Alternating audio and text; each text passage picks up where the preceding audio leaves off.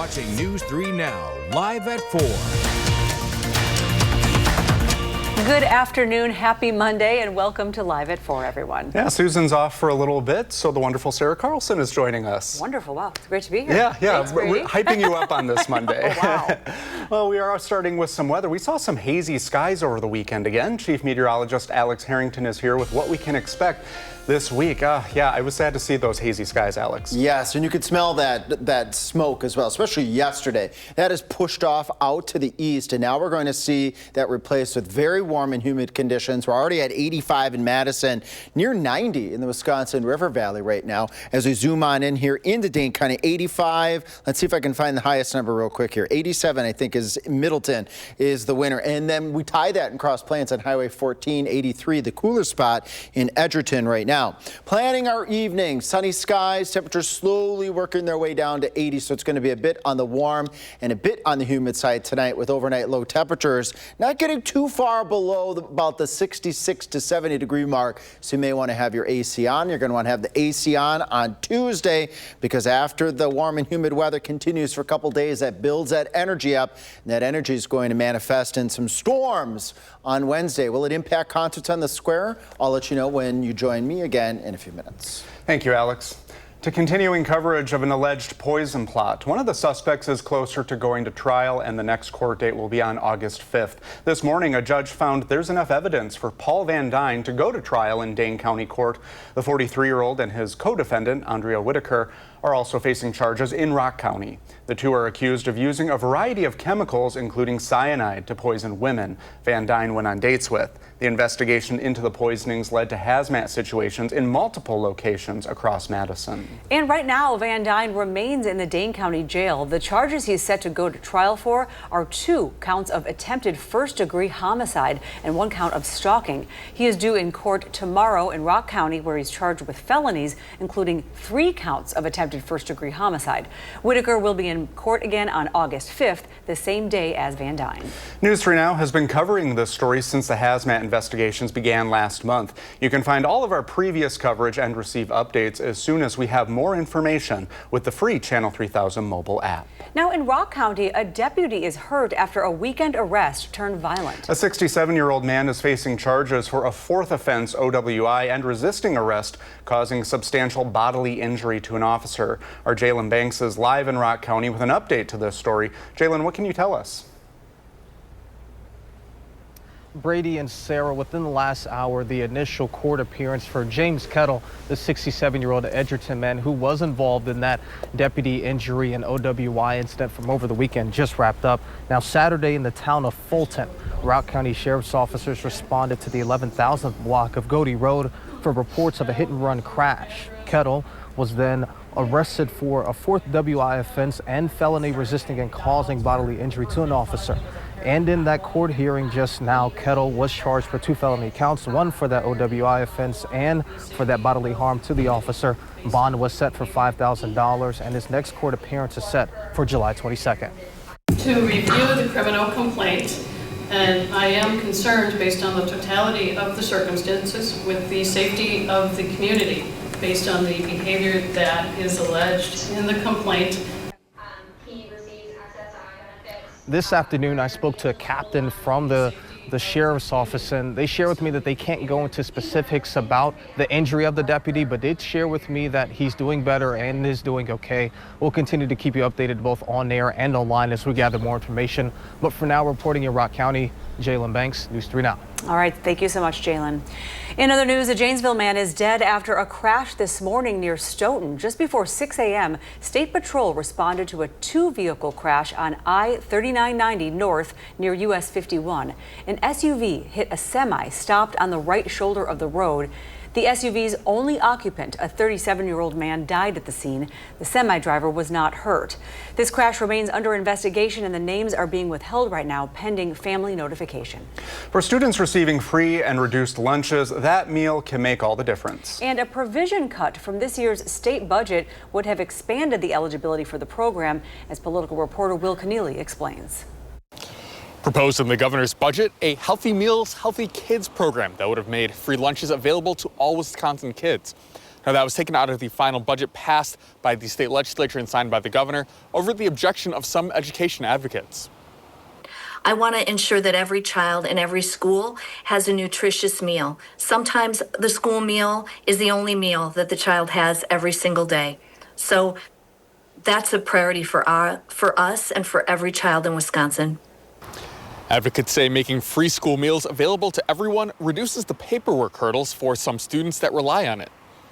And in the Madison district, some schools like Chavez Elementary here are making school lunches free available to all kids during the summer as well. Now, we'll have more on this coming up tonight at 5. Reporting from Madison's southwest side, Will Keneally, News 3 Now.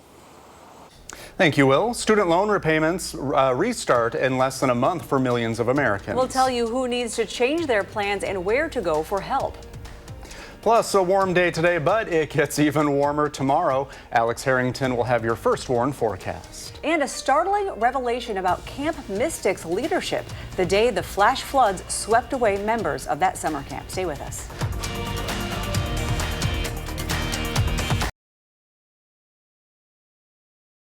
For many students, student orientation is the very first look they get at life as a Badger. But what most don't see is the months of work that it takes to make that happen, from staffing to scheduling to making a big campus feel a little more personal. How about it? Kayla Dembick joins us now with how that's possible. Starting college can feel overwhelming, but UW-Madison's SOAR program is designed to make that first step a little easier. SOAR stands for Student Orientation, Advising, and Registration, and planning for it starts as early as September to prepare for more than 10,000 new students each summer. The goal is to make a big campus feel small, with student workers and advisors leading tours, helping register classes, and offering real advice from their own experience. In the end, it's all about helping new Badgers feel confident they chose the right place. To see more of what it takes to welcome thousands of new Badgers, follow the Badger Beat on TikTok and Instagram. Just search Badger_Beat. All right, thanks so much, Kayla. Also, nearly 8 million borrowers whose student loan payments have been paused for a year will see interest accrue in August. And this is all part of an effort to comply with the April ruling the Trump administration says struck down SAVE. Education Secretary Linda McMahon is urging those borrowers to transition to a different plan. Joining us now with what you need to know, the Wisconsin Coalition of Student Debt's Executive Director, Carol Trone. Welcome to Live at 4, Carol. Yeah, Thank you for having me. Thanks for being here. So do people on the SAVE plan, do they need to start thinking about a transition, and how do they do that? What's the next step? Good question. So certainly everyone should be thinking about it. If every kind of borrower, they need to log into their studentaid.gov account. They should see what all their loans are, see what programs they're in. Now with the SAVE program, last week's announcement is going to restart interest. That's something new. What has not changed as of today is that the loans in SAVE are still in forbearance. And so if borrowers who are in the SAVE program want to know, should I move out of it, what they need to do is there's a loan tool on the studentaid.gov website, and they should plug in their information and look at that and see if it makes sense. Because if they're moving to another kind of loan program, it will likely have different kinds of payments, maybe higher payments. So now is the time to start acting. Yes. And from what I understand and see here, in 1 year, there will be new caps on certain kinds of loans as well? And how will that impact people? It is a lot. It's a lot, yeah. And you know, many of us are looking at this and saying, you know, these are changes in this recently passed bill that are the biggest probably in a generation for higher education. So the loan caps will affect people. First of all, they kick in next year. Anyone who is currently in a program, currently in school, they can continue with the current program that they have. But these loan limits will affect undergraduates who are dependents, whose parents are taking out Parent Plus loans. So those will be new caps. And then at the graduate level and professional level. So these will be caps, graduate programs 100,000, professional 200,000. And what we're looking at, I mean, these are early days. What we're looking at is how this is going to affect who decides to go to medical school or dental school or law school. Because those numbers are actually small when you consider what it costs to get those degrees. Right, they're lower, and it may affect. We already have physician shortages in rural areas and in primary care, and so this may really determine or deter some people from thinking about going into those service areas. Yeah. So if I'm a borrower and I'm kind of panicking right now because a lot of this stuff is complicated, is there a helpline or anything that I can call?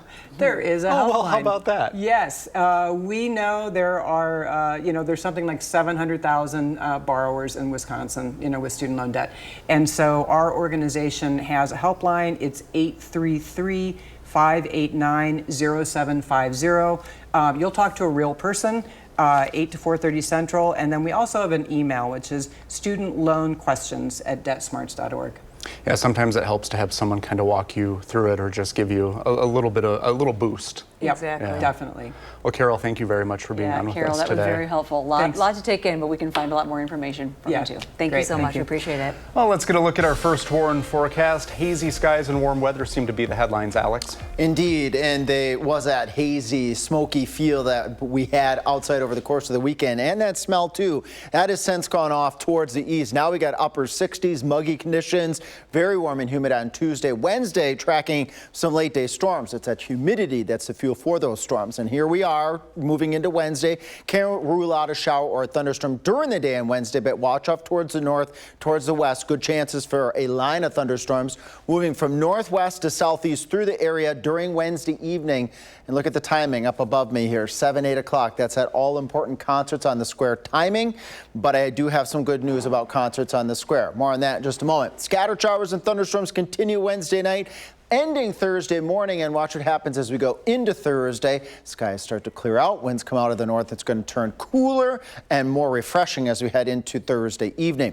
Can't rule out a strong storm with gusty winds, heavy rainfall during the daytime on Wednesday. We can't rule out hail, and we also can't rule out a brief spin-up tornado, but gusty winds and heavy rains would be the main threat. 66, that's a common low temperature for tonight. We'll go the mercury rising to the upper 80s to right around 90 degrees as we go on into Tuesday, and that's going to be feeling more like the low to mid 90s as we go into Tuesday. Here's that Concerts on the Square forecast. Ominous looking here. A lot of scattered showers and thunderstorms. A stormy evening expected, but Thursday is another rain option. I consult with the board of Concerts on the Square, and we will make that call by 3 p.m. Wednesday. So if Wednesday's looking like it's going to be a washout, as it does look like right now, Thursday is going to be an option, and we just saw on Future Track clearing out, turning less humid, and quite pleasant as we head into Thursday. How pleasant? Look at the muggy meter going all the way down to the comfy range by the time we head towards Thursday afternoon, and then the humidity will start to creep back up as we head out towards the final end of the week going on into the upcoming weekend. As we head into the weekend going out all the way to the middle and end of next week, very July-like. Temperatures in the 80s, lows in the 60s, on and off shower and storm chances. A little bit later in our newscast, I'll give you a glimpse of what the end of July may look like. Will it be warmer than normal? Will it be wetter than normal? I'll let you know and a little bit later in the newscast. Oh, the suspense continues. Oh, I know. Thank you, Alex. The Supreme Court is allowing the Trump administration to lay off nearly 1,400 workers at the Department of Education. In an unsigned order, the justices lifted a lower court ruling that had indefinitely paused the president's plan. The Supreme Court's decision puts that ruling on hold while the legal challenges play out. The court's 3 liberal justices dissented. It comes as Wisconsin joins a lawsuit against the Trump administration for its decision to freeze funding for 6 education department programs. Attorney General Josh Kaul says Wisconsin is at risk of losing $72 million. He also says this: depriving our schools of critical resources is bad for our schools, and says bad for students and bad for Wisconsin. This unlawful funding freeze should be stopped. The European Union is delaying retaliatory tariffs on U.S. products in hopes of reaching a trade deal with the Trump administration. The levies were originally set to kick in today. Now, this comes after President Trump threatened a 30% tariff on goods from the European Union and Mexico beginning August 1st. Mexico's president said says her country and the U.S. are trying to reach an agreement to avoid tariffs. To Wall Street now, the Dow gained 88 points, the Nasdaq is up 55 points, and the S&P 500 gained 9. In Arizona, fires are burning out of control at the Grand Canyon. Extreme heat and dry conditions are fueling the White Sage and Dragon Bravo fires. Officials say the White Sage fire has grown to almost 20 times its size in just 5 days. As for the Dragon Bravo fire, the federal government tried to manage it as a controlled burn, allowing it to burn for days without intervention. Now, Arizona's governor is calling for an independent investigation into why that happened. As the search for dozens of missing people in Texas continues, we're learning the leader at a Kerr County summer camp waited an hour after receiving an alert to evacuate young campers. At about 1 a.m. on July 4th, the National Weather Service sent an alert warning of life-threatening flash flooding. That alert did not include an evacuation order. Still, staff didn't start moving girls at Camp Mystic to a safer spot until 2. In total, 27 Camp Mystic campers and counselors died. As of today, 2 girls are still missing. And you can help in these recovery efforts when you scan a QR code that we'll have up on your screen, hopefully here. Well, there is one. Well, there it is. You can scan that QR code and your phone will take you to the Kerr County Flood Relief Fund's website.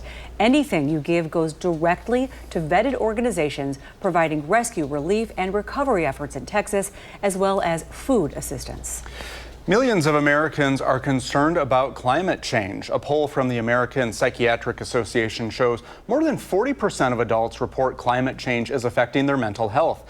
About a third worry about the issue on a weekly basis. Younger adults and people with children express the most anxiety. The poll also showed about 60% of adults say they're anxious about how the government is dealing with climate change. I think just opening up a conversation and talking to someone you trust can help. We know that climate change can cause increased anxiety, it can cause depression, and a host of other mental health concerns, so it's important that we're paying attention to it. Dr. Brown also says self-care, good nutrition, and sleep can help relieve this anxiety. Coming up on Live at 4, an exciting event comes to the 608. When we're back, Josh Spreiter previews the Northwoods League All-Star Drone Show.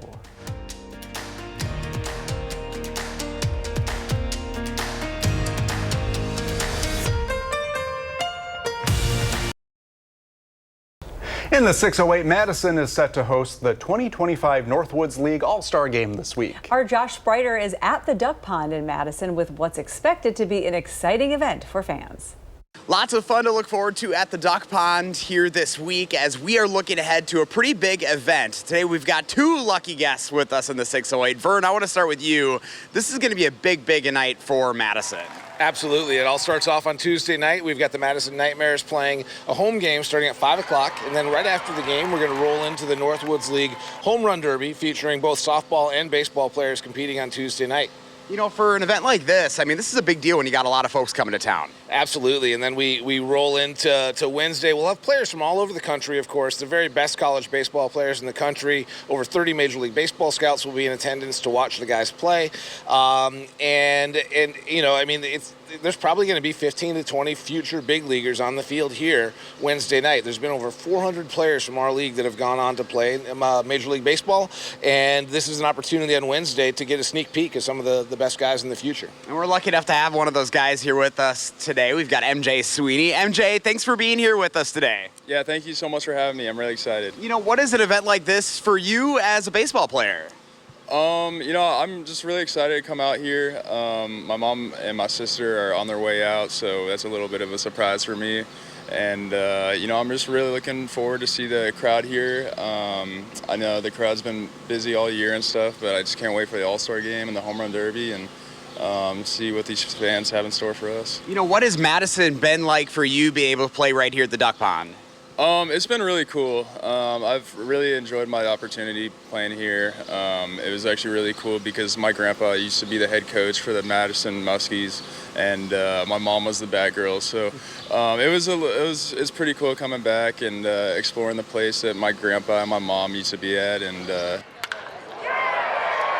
most fun summer I've ever had. Oh my gosh, that's amazing. I mean, that's really what it's all about. It's all these connections, and this is special for a lot of folks. Absolutely. And, you know, I mean, Wednesday night, we'll have great baseball, of course, with all the stuff we've already talked about. But then we also have the fun coming as well. We'll have a drone show presented by Channel 3000 right after the game. It's our last drone show of the year, and it's super unique, super fun. If you haven't seen a drone show before, come on out Wednesday night. Tickets start at $10. Enjoy some great baseball and some family fun. Awesome. We have a link to those tickets up on channel3000.com. Vern, MJ, thank you so much for spending some time with us. If you'd like to learn more about what's happening here, just go to the story up on channel3000.com. At the Duck Pond, I'm Josh Breiter, News 3 Now.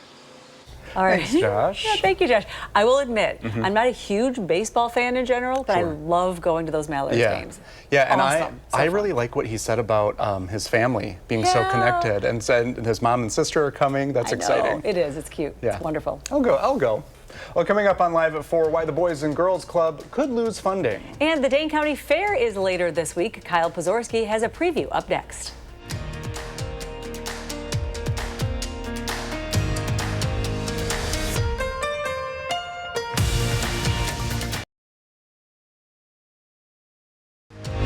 Watching News 3 Now, live at 4.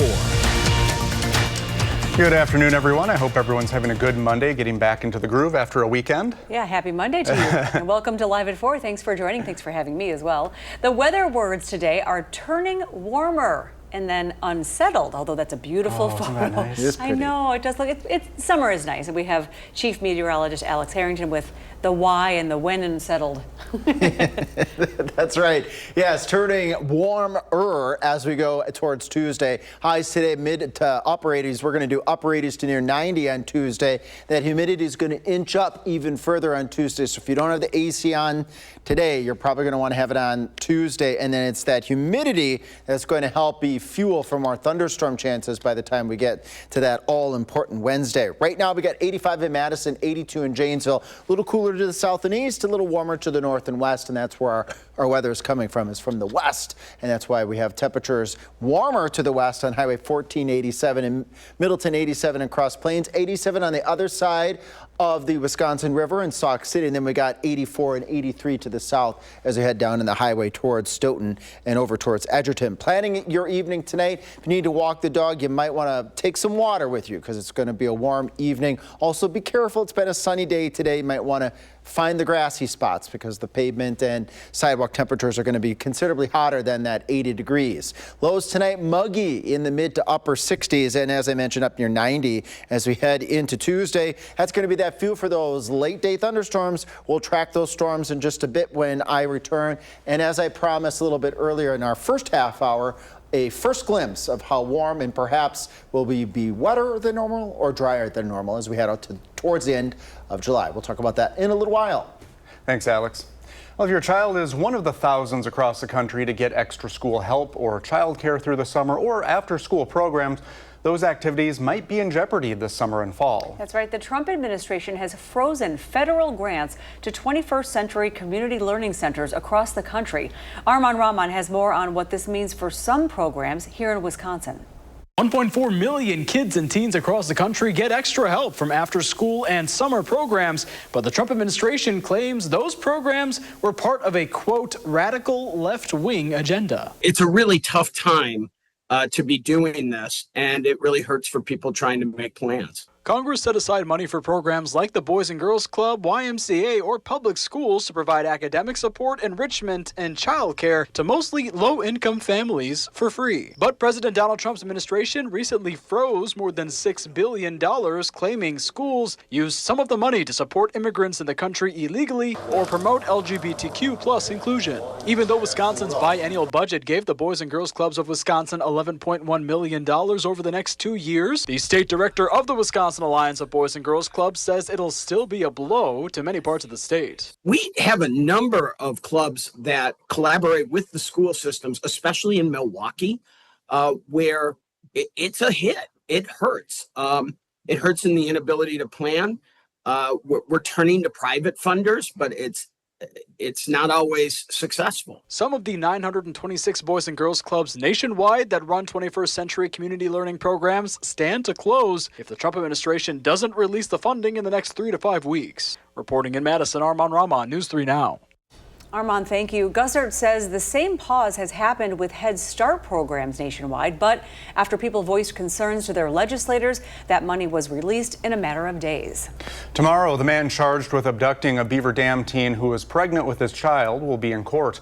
40-year-old Gary Day is charged in Dodge County with 2 counts of child abduction and 2 counts of child enticement. He allegedly kidnapped Beaver Dam teen Sophia Franklin in February. At the time, Franklin was pregnant and Day was believed to be the father.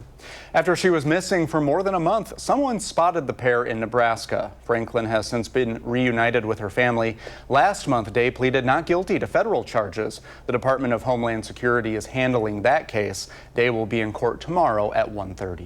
Well, today marks the start of the annual Trooper in a Truck initiative. On your way to and from work, you may see State Patrol troopers riding along with semi and bus drivers.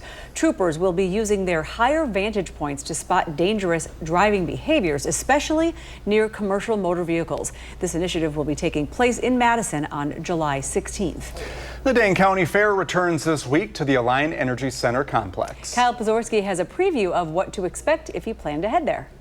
While the gates are not open to the public just yet, judging is already underway at the 2025 Dane County Fair. I love the fair. Monday afternoon saw a variety of creative cakes being checked in, all ahead of a slew of activities to come later in the week. Those activities, of course, include showing farm animals, home crafts, displays in leadership, and much more. Gwen Mahoney is this year's fairest of the fair. Last year was her final year of showing. She says no matter what category those who participate show in, this fair and many like it help to instill life skills. I think it's a great opportunity for youth to not only show off projects that they've worked on, but also to improve like public speaking skills, leadership skills, because you have to be able to go to a judge and be comfortable explaining how you built this project that you're very proud of. More judging continues on Tuesday, and the animals are moved in on Wednesday. Mahoney says the fair is fortunate to have such a large space like the Alliant Energy Center to hold the annual event. In Madison, Kyle Pozorski, News 3 Now. All right, Kyle, thank you. The gates to the public open on Thursday, beginning at 8 a.m. Something to look forward to. Exactly. Well, over the weekend, the latest version of Superman dominated the box office. Local film critic Will Loper has his review of the film, where it stands compared to previous renditions. Plus, it's been a dry and quiet few days, but Alex is forecasting some storms. He'll show us when later.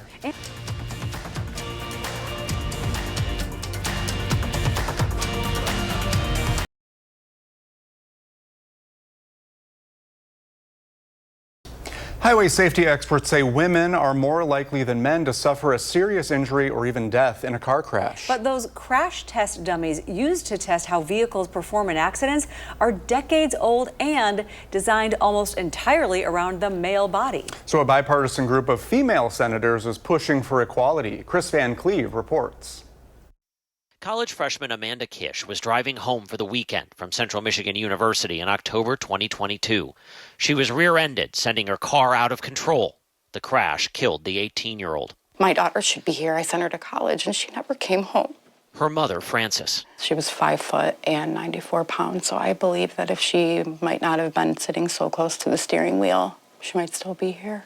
Women make up more than half of U.S. drivers, but are 73% more likely to suffer serious injuries in a crash than men.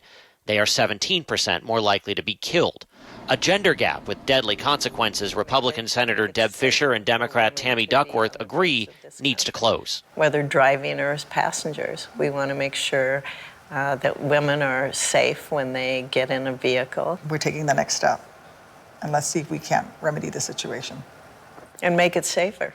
Yes. Make it safer. So that all those moms and daughters and sisters and best friends come home. A bipartisan group of 4 women senators are sponsoring the She Drives Act to update federal crashworthiness tests by requiring the use of advanced test dummies that better reflect the driving public, including one simulating a 4'11", 108-pound woman. Women hitting the dashboard at a different spot than men. Are we hitting a particular item in a car more often, and that's causing more injury? And that's where these crash test dummies that are, you know, the size of the average woman will help us gather that data. The current test dummies were developed in the 1990s and represent a 5'9" man weighing 171 pounds. The new Thor test dummy has been available since 2020 and is widely used internationally. Its manufacturer says it includes more than double the data gathering capability of older models. So the rest of the world is using a smarter dummy than the U.S.? Correct. Humanetics CEO Chris O'Connor. If this law passes, does that make vehicles safer in the long run? Absolutely, it makes it safer because right now we can't even detect these injuries in a crash test dummy because the sensors aren't there. And so you can't design a safer vehicle without knowing. But some safety advocates, including the Insurance Institute for Highway Safety, argue resources would be better focused on developing virtual tools to help researchers better understand the unique risks faced by different kinds of vehicle occupants. Her voice. I miss her voice so much. Frances Kish just hopes this new focus on women's auto safety will mean another mother won't feel her heartbreak. Chris Van Cleve, CBS News, Wyandotte, Michigan. Pretty unbelievable. The Department of Transportation says Secretary Sean Duffy appreciates Congress' interest in resolving the issue and is committed to accelerating the process to improve safety for all Americans, adding that regulators are in the process of testing and evaluating updates to the new test dummies. Well, coming up on Live at 4, Alex takes a look at the storm chances this week in your first warn forecast. And Will Loper reviews that latest edition of Superman when we're back.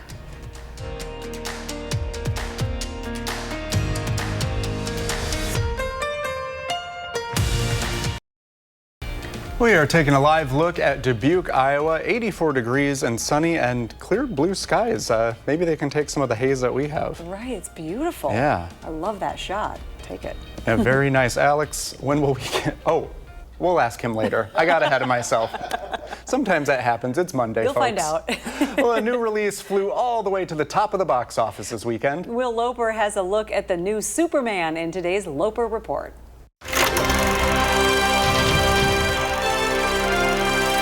Superman soared to $122 million to land at #1 at the box office this past weekend. But should you fly to theaters to see it? Superman. Miss Lane. The hero known as Superman first appeared in comics in 1938 in Action Comics #1. Since then, he's been portrayed by Christopher Reeve in 4 films starting in 1978. Brandon Routh in the 2006 Superman Returns, and Henry Cavill in multiple films starting with 2013's Man of Steel. Now David Cornsweet dons the spandex and cape to play the alien from Krypton helping the denizens of Earth. Hey buddy, eyes up here. Nicholas Hoult plays evil billionaire Lex Luthor, devising a new scheme to take out our hero. Superman. He's not a man. He's an it. The film is a blast from start to finish, with humor and inventive action carrying us along. But the movie has plenty of heart as well, with an earnestness that complements Superman's character. Your actions. That's what makes you who you are. This newest version of Superman is one of the best, and one you'll absolutely want to see in theaters. For Live at 4, I'm Will Loper.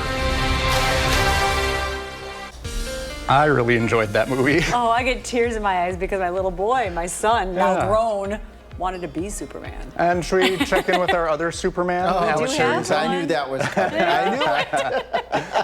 I don't know so much about that. I suppose we have a super forecast overall from a summer standpoint. Temperatures will be in the 60s tonight, and then they'll get into the upper 80s on Tuesday. That's going to give us that fuel for more thunderstorms as we go into Wednesday afternoon and Wednesday evening. A good chance of thunderstorms sweeping through right around that 7, 8 o'clock time frame, and that is that all-important time frame for concerts on the square. But the all is not lost. I'll point that out in just a moment, because as we go into Thursday, morning shower and storm chance. chance. Then we clear it out. We turn cooler and less humid by later Thursday. That is the option because there is Thursday afternoon. If Wednesday doesn't happen, Thursday is an option for concerts on the square. And while Wednesday will be a washout, Thursday is looking pretty good. Can't rule out a couple strong storms, heavy rainfall, some gusty winds as we go into Wednesday afternoon and then going on into Thursday. Just that morning chance. Friday's looking very pleasant as we head to the upcoming weekend. Temperatures are going to be back up to where we should be for this time of year in those July category in the lower 80s to mid 80s by day and then in the 60s by the time we get to the nighttime hours. And then we will see on and off shower and storm chances throughout the next 10 days. Now, I promised after I talk about our temperatures right now, where our temperatures are going to go by the time we get to the end of the month. We're going to do mid 80s right now. So we got mid 80s to upper 80s, little upper 80 activity, 86 in Bosquen, 87 in Lone Rock. As we zoom here into Dane County, taking note that we have mid and upper 80s, 87s, the warm stuff, Cross Plains and Middleton on Highway 14. But after we plan the night tonight, we'll get to that extended forecast that I've been discussing that we'd get to very, very soon. Temperatures in the 80s all the way through 7 o'clock. Again, I made a mention if you're going to walk your dog, make sure you have some water for your dog and also keep an eye on the pavement and surface that you're on because that pavement can be much, much hotter than the mid to upper 80s. A muggy night tonight, lows in the mid 60s. You'll probably want to have that AC. Planning that Tuesday, as I said, it would be a super warm Tuesday. Highs in the mid to upper 80s, bit in the humid side as well. Definitely a day for that AC. Here we go. This is what I've been alluding to for some time. As we go all the way to the end of July, the Climate Prediction Center has a pretty good chance across the center part of the country of being warmer than normal as we head out towards the end of the month. And then in terms of water, right on the cusp here of having slightly above normal chances for having above normal precipitation in Madison and let's say the east third or so of the country. You have to go out to the American Southwest where they have had all that torrential rainfall in New Mexico, parts of New Mexico, I should say. And of course, our thoughts are still with folks in New Mexico and in Texas that have been devastated by all the flash flooding rains that we have experienced in that part of the country. Hopefully nothing in the next couple days here or next couple weeks here will impede efforts that continue in New Mexico and in Texas as we head towards a drier than normal pattern and a wetter than normal pattern for the upper Midwest and the east part of the United States. Live at 4 continues in just a bit. We're going to talk more about Restaurant Week coming up.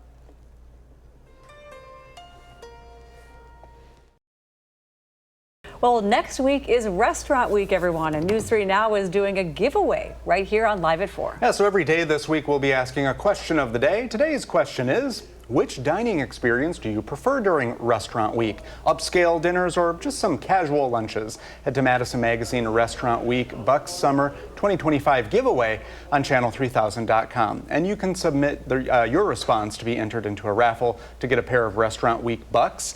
If you win, News 3 Now will email you. Question for both of you. What do you prefer, the upscale dinners or casual lunches? I'm going lunch. Yeah? I'm going lunch. I'll be there if the food's good. Good We're lucky. answer. That is Good always answer. good, yeah.